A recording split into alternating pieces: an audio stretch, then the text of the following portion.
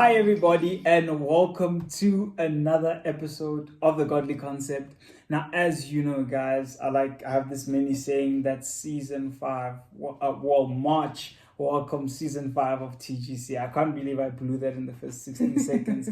But guys, can we say virtue or by reason of, or I don't even know, but by popular demand, ladies and gentlemen, we have brought back your repeat offender. I don't know what's going on in my words. We've brought back your repeat offender, and it's the third time on the show, you know. Welcome, my sister. Thank you, I'm sure. I don't even know if I need to still introduce her, but to those who don't know, this is my elder sister, like literally blood related. And we had to get her back on the show, you know, because a lot of you, she's just popular demand in person. People are, you know, speaking so much about it. A lot of people speak highly about, you know, the episodes where she's there, you know. So I thought to open up season 5 and to bring us into something that I feel like she knows so much about, I brought her as a guest, you know, so bringing us into today's topic. I know I came with a lot of energy and I need to relax, but this is me, guys. I think it's one of the first times that I'm like myself on a camera. I'm so glad. Which is so exciting.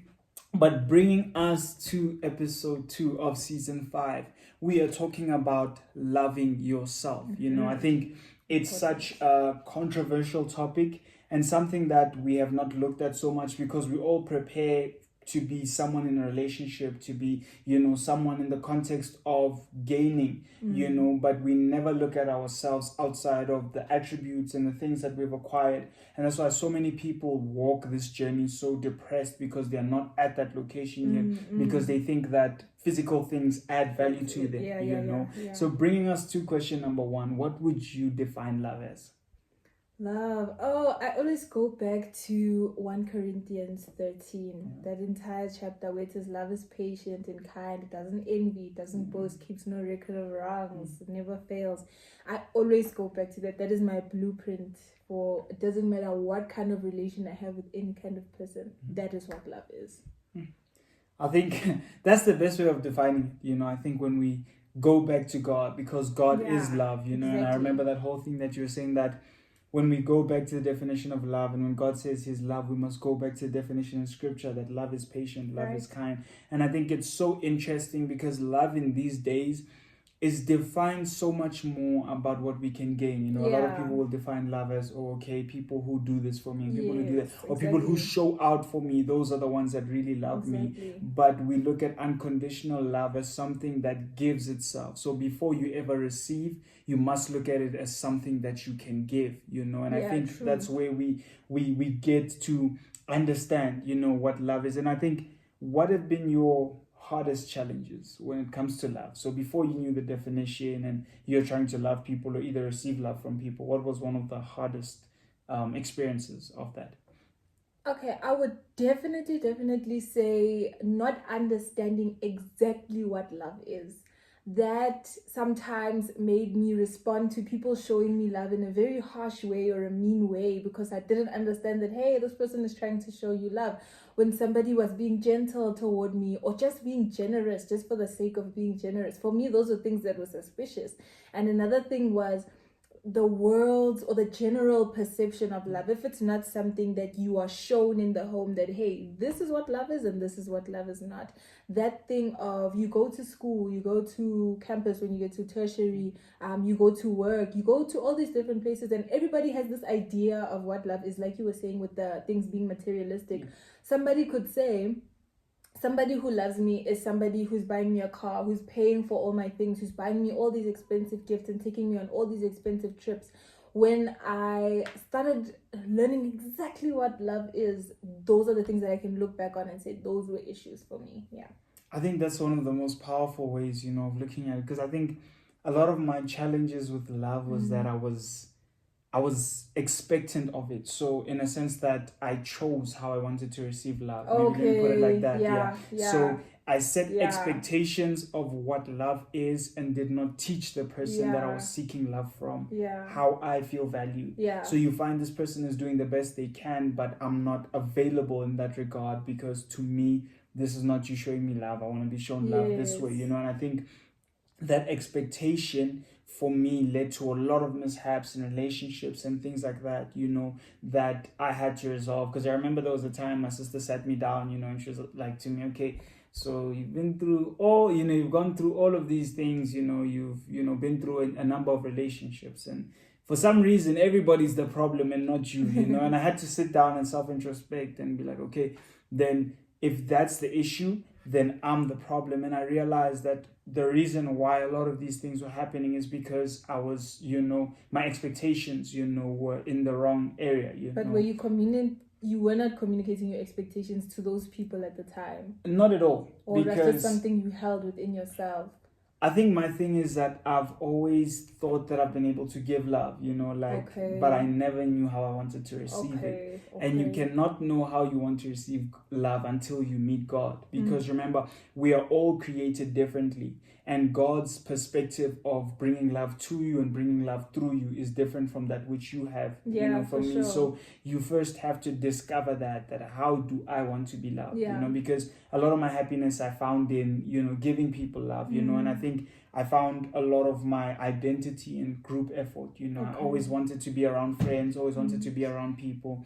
Thank you. And I never thought of myself as like an individual, I was always around friends, always wanted friends, and felt that friends would, bring me to a place of identity and things like that. And then you step into a space where you don't have much of that, and it feels like, you feel like a nobody in that time. For sure. You're trying to navigate, and I thank God for seasons like that, because that's where He teaches you to love yourself, where there's certain things that I was not happy about in terms of my appearance, because people made fun of those things, and you want to change these things, and you're like, okay, when I get money, I'm going to change this, and things like that. And sometimes you wish that you weren't like this, or you wish that you were different. And I had to go through this process of learning to love myself, that before I ever love someone else, I have to love myself, because we first have to be satisfied with ourselves. Otherwise you jump from relationship to relationship, looking to be filled. You get what I'm saying? Looking for somebody to fill that void. And if you're not satisfied with yourself, there's no way you'll ever be satisfied with anyone else, because there'll always be a flaw where if someone else is presented to you, you're like, okay, but this person that I'm with doesn't do this, and you find it's like this person does 1 thing out of 10 compared to what your significant other does. And that's what the enemy does. He always likes to show you the wrong thing and make you think the grass is greener on the other side, So I think a lot of those things did change my perspective toward how I viewed people in situations and things. But for you, would you say that people need to first rather reconstruct their love in the context of a home before they ever start loving people out there? What do you mean? So when I hear your question, I'm thinking of what, like, the transformation you've undergone here at home. You a lot of the time you say, if you want to fix everything that's happening around, fix in the home. That's okay. That's the question. So you're asking me what I would reconstruct. Or no, rather, would you say that it's important to fix things in the context of a home before you ever go out there and love? Yes, definitely. I think a lot of my peers, a lot of the people that I encounter, even just when you're going to the hospital or something, the reason why they are not receiving this love that they deserve, or in a position where they can freely give the love that other people deserve, is because in the homes that they were brought up in, there was no love to begin with. People were just surviving. People were abusive, and they had their own way of seeing things and doing things.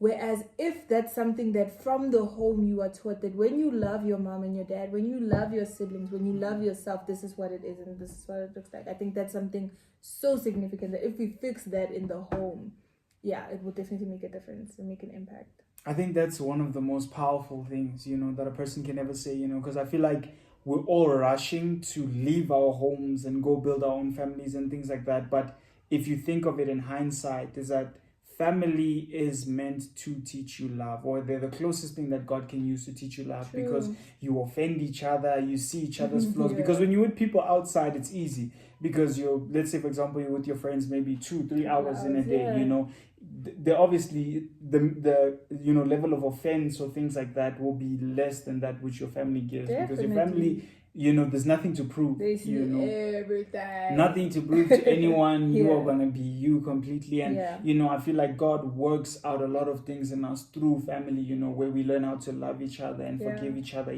So I think love is important within that regard, and where would you say you are right now on this journey, of self-love? I would say I'm in a pretty good space as opposed to when I started. A really, really good space.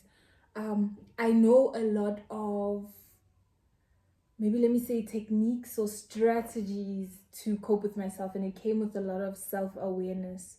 So being aware of, okay, what are my triggers? What are things that set me off? What do emotions feel like? How do I handle that if they are overwhelming? How do I cope with those things? Even just being in a position where I appreciate that I have this body, and so I try and steward it well. So making sure that I bath and I look pretty, I feed this body, those kind of things. So I'd say it's definitely not where I'd like to be ultimately, but I am making such good strides, and I see that vision that God gave me of who I am is so much possible. So possible. That's actually so wonderful. I think I'm at that place where I have less friends than I've ever imagined to have had, but I'm the most complete person ever. I spend more time alone than I did in the past, and I think I'm just at that place where I've learned to love myself, where the things I used to hate about myself, I love. Things I used to hate, I love, and things like that, learning to love myself, but also things that develop me as a person. I've spent much more time learning about myself, pouring into myself, but also, getting to that place where I, expand, my thinking in terms of interest. I was very, to the book when it comes to restaurants or whatever it is, and now I've just learned to love myself in a sense that I should start, developing myself and growing, so that I'm constantly, learning more, and growing in who I am. I think I've also learned to be happy, with myself. I never liked being alone. I could never sit alone. True story, guys. Like I always had people around me, no matter how hard the situation was, no matter what we're going through, even as a family, I'd always have people around me, and I think now I've learned to, face things, and to learn about myself, and to really grow, in who I am, and I think that will definitely actually bring us to the end of this episode. Actually, we do want you guys to push hard for a part 2, because I know that there's a lot more that we want to talk about, for sure. But because of certain technical difficulties and my phone space, guys, we can only offer you this much time. But I hope that this episode also gets you guys thinking, are you loving yourself? I think it's time we get to a place of reflection, and ask ourselves, am I loving myself? How am I loving myself? How can I do more? So that we learn that we should not just be focused on the context of a relationship, but even individual relationships and friendships. We need to start pouring into friendships. We need to start pouring into ourselves.